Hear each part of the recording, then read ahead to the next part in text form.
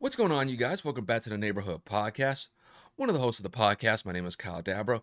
So, in this video, we're going to preview the Thursday night matchup that's going to take place between the Tampa Bay Buccaneers and the Philadelphia Eagles. Just to give you guys an update on where these teams currently stand, the Bucs have a 4-1 record, and last week they just demolished the Dolphins by the score of 45-17. And then to flip it to the Eagles had a solid road win against the Carolina Panthers, beating them by the score of 21-18. And as far as their record is concerned, the Eagles are currently sitting at a 2-3 record. So when I look at this matchup on paper, I have to be honest. I have to favor the Bucs in this matchup.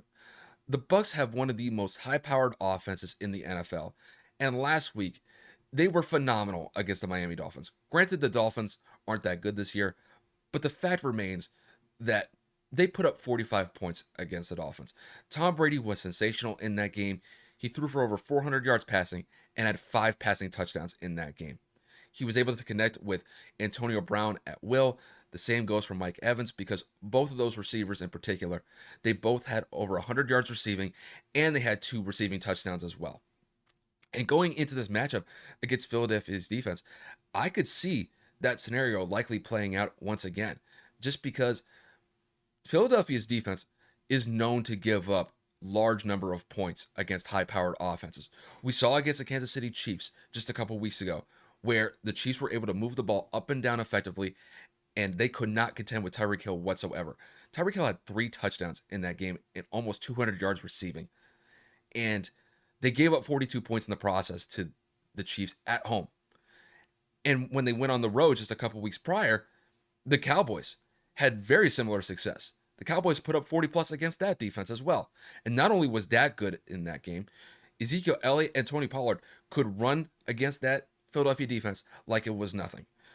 So when I look at the Bucs here, I could see the same thing happening. I could see Tom Brady throwing for potentially 300 yards, maybe even 350 yards passing, potentially throwing 3 touchdowns in this game.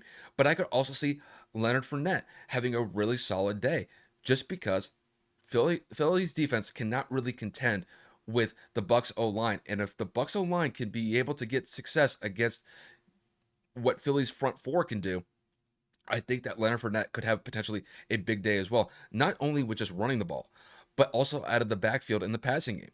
We saw against the Dolphins last week. They utilized him for different purposes, and he was just as effective catching balls out of the backfield than he was just getting the ball on a straight dive or on some run plays that they gave him. So the Bucs definitely have the advantage as far as their offense is concerned over Philly's defense. And then to kick it to Philly, I think the only way that they're going to be able to contend with the Bucs in this game is if they just throw the ball at will. We've seen from Nick Sirianni, he really doesn't have a lot of faith in running the ball whatsoever. Is that due to personnel issues, or is that just the scheme that they run offensively? I don't really know at this point, but they really just sit Jalen in the shotgun the entire day. And they just really work off of the RPO. And in some instances, it can work, but it's not consistent. So I would say I would like to see the Eagles run the ball in this game, but they're going up against Tampa's front seven. Tampa has one of the best, if not the best, rush defense in the entire league. And whatever team they've gone up against, the Bucs have been able to shut down that rushing attack at will, to the point where they can hold teams to single-digit rushing yards. So I don't really believe this is a game where the Eagles are going to use Miles Sanders effectively in the run game, because if they do, I think the Bucs front seven or the Bucs front four, they're going to be able to shut them down. And it's going to leave Jalen in a situation where he's going to have to throw the ball potentially 40, 45 times to possibly beat the Bucs. And I will say this, the Eagles do have somewhat of a chance to go up against this Bucs secondary because, look, the Bucs secondary is still riddled with injuries.